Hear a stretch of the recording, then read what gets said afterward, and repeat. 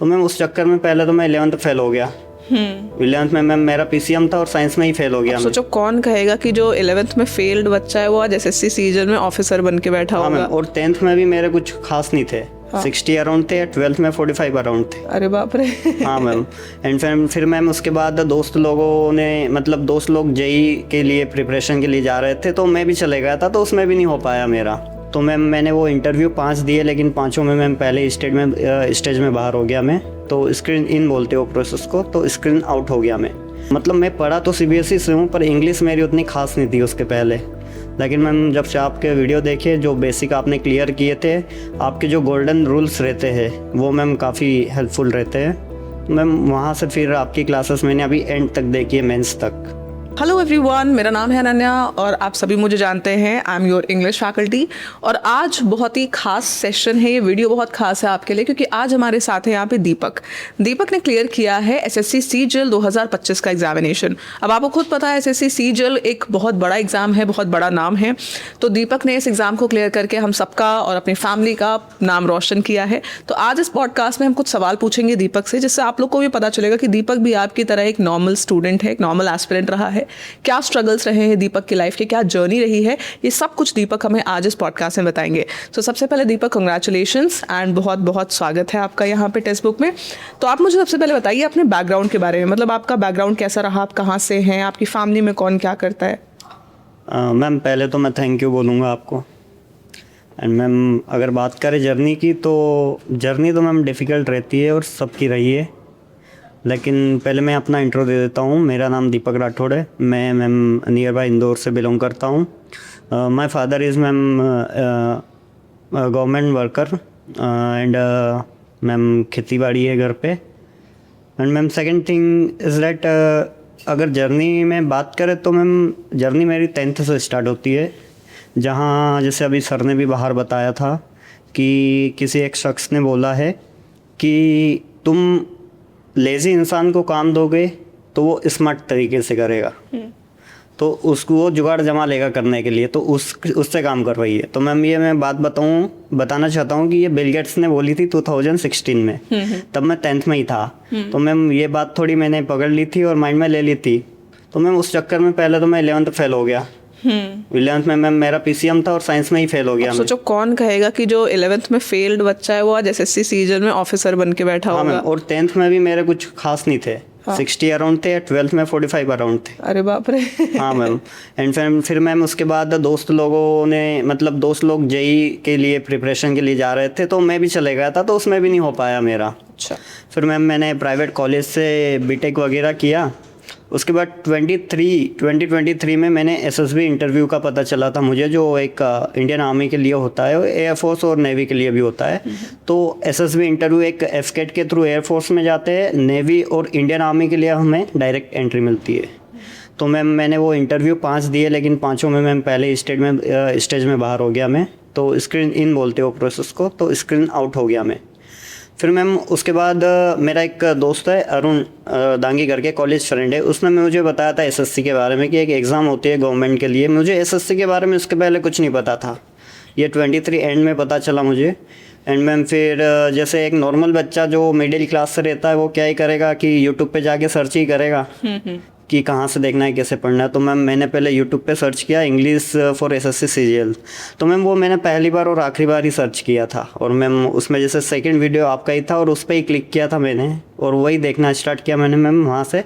तो मतलब मैं पढ़ा तो सीबीएसई से हूँ, पर इंग्लिश मेरी उतनी खास नहीं थी उसके पहले।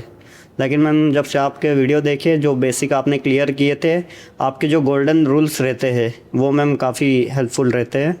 मैम वहाँ से फिर आपकी क्लासेस मैंने अभी एंड तक देखी है, मेंस तक।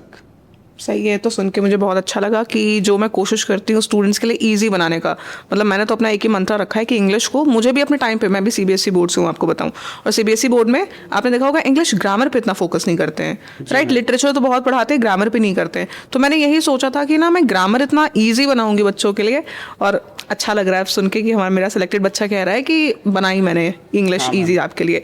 चलिए ये सब तो ठीक है, अब आप मुझे ये बताइए कि आपने जैसे कि बहुत मल्टीपल एग्जाम्स दिए हैं, तो मल्टीपल एग्जाम्स देने के बाद आपने कहा कि आपके फ्रेंड ने आपको बताया SSC सीजीएल के बारे में, तो मतलब आपके दिमाग में ऐसा क्या आया कि मैं डिफेंस में जा रहा हूँ फिर अच्छा SSC दे देता हूँ, सीजीएल में आ जाता हूँ, ऐसा क्या क्या मोटिवेशन था? वो हुआ यूँ था कि SSB के अटेम्प्ट मेरे पूरे हो चुके थे, मतलब एज जो है क्रॉस हो चुकी थी। अच्छा, मतलब पहला सपना डिफेंस था? हाँ मैम वही था, और वो SSB निकल नहीं पाई, और फिर धीरे धीरे समझ में आ गया था कि वो अब नहीं होगा, वो लेवल थोड़ा उसका ज्यादा रहता है, लेकिन मैम एज सीजीएल का लेवल भी ज्यादा रहता है, तो खुद को इम्पोर्टेंस दो। है, लेकिन मैम सीजीएल में सोर्सेस मिल गए थे ना, SSB में सोर्सेस नहीं थे मेरे पास।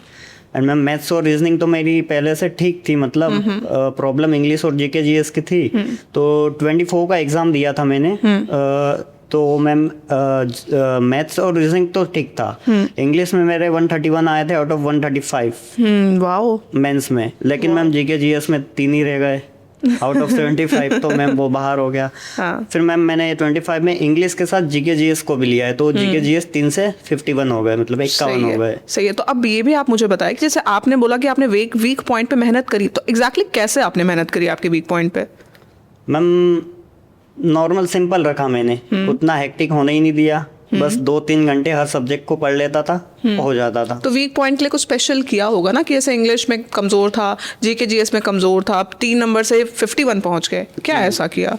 मैम उसके भी कोर्स ले लिए थे ना मैंने थोड़ा। अच्छा सही है ठीक है। उसका भी एक कोर्स ले लिया था एक प्लेटफॉर्म से मैंने। हाँ तो वो मतलब हेल्पफुल रहा। प्रॉपर गाइडेंस और मेंटोरशिप बहुत काम आती है ना, रास्ता सही होना चाहिए। मैम SSB में मेरे को कोई बताने वाला नहीं था, अगर कोई रहता तो मैं जाता ही नहीं उधर। हाँ सही बात है। मैम 23 से ही मैं SSC स्टार्ट कर देता ना। हाँ उससे पहले ही सिलेक्शन हो जाता है ये भी। हाँ ये सही बात है, गाइडेंस जरूरी है। सही बोला आपने। अच्छा अब आप मुझे ये बताइए, आपके सिलेक्शन में सबसे बड़ा हाथ किसका है? मैम हाथ तो सबके बराबर है, मतलब सबने ही साथ दिया है, मम्मी ने, पापा ने, फैमिली ने, किसी ने मतलब रोका नहीं मेरे को कि मत कर, अब एज हो गई। मैम ऐसे भी मेरी एज 27 है, तो किसी ने रोका नहीं कि नहीं अब 25 हो गई है। हमारे इसमें कर देते हैं शादी वगैरह 23-24 में, मेरे ब्रदर की 20 में हो गई थी। अच्छा हाँ, तो किसी ने मतलब पापा ने भी नहीं फोर्स किया कि अब कुछ कर, ऐसा वैसा हाथ बटा, कुछ नहीं मैम, नॉर्मल था। और दोस्त लोग भी मैम अच्छे ही थे, मतलब मोटिवेट ही करते थे, कोई ऐसा था ही नहीं कि गलत बोल के डिमोटिवेट कर दे। और ये बहुत अच्छी बात है लाइफ में। जैसे आपने बोला कि आपके दोस्त ने ही आपको SSC सीजीएल के बारे में बताया, तो आपको पता चला सीजीएल के बारे में, तो एक ये भी मैसेज जाता है स्टूडेंट्स को कि अपने आसपास का सर्कल भी वैसा ही रखो। देखो फैमिली तो बाय डिफॉल्ट हो जाती है लोगों की, लेकिन जो दोस्त अच्छे मिलना है ये बहुत मुश्किल है, क्योंकि दोस्त अक्सर ऐसे मिलते हैं, खास करके लड़कों को। लड़कियां तो फिर ठीक है, लड़कों को ऐसे दोस्त मिल जाते हैं उनको हमेशा गलत रास्ते पे ले जाते हैं कि चल भाई एक बार तो चलता है, एक बार चलता है।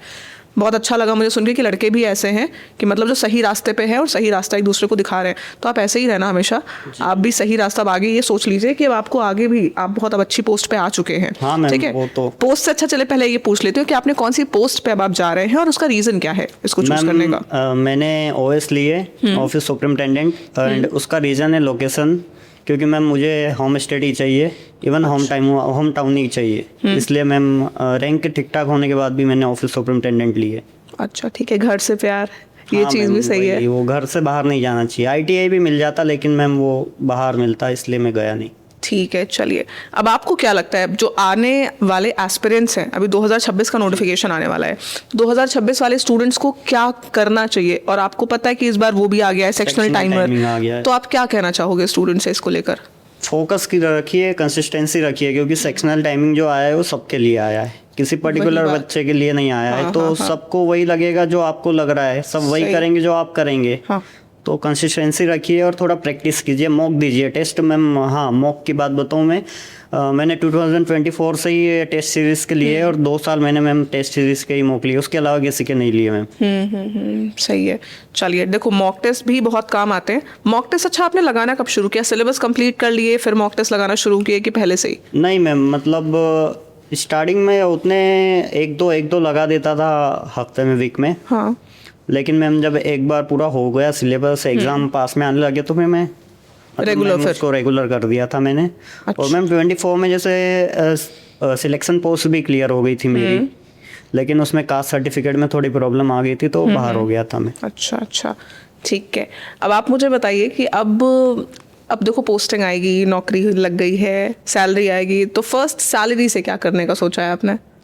मैम फर्स्ट सैलरी से तो मैम दीदी को स्कूटी ला के देना है। अरे वाह, बहुत अच्छी बात है ये। पेरेंट्स के लिए भी कुछ ले आना।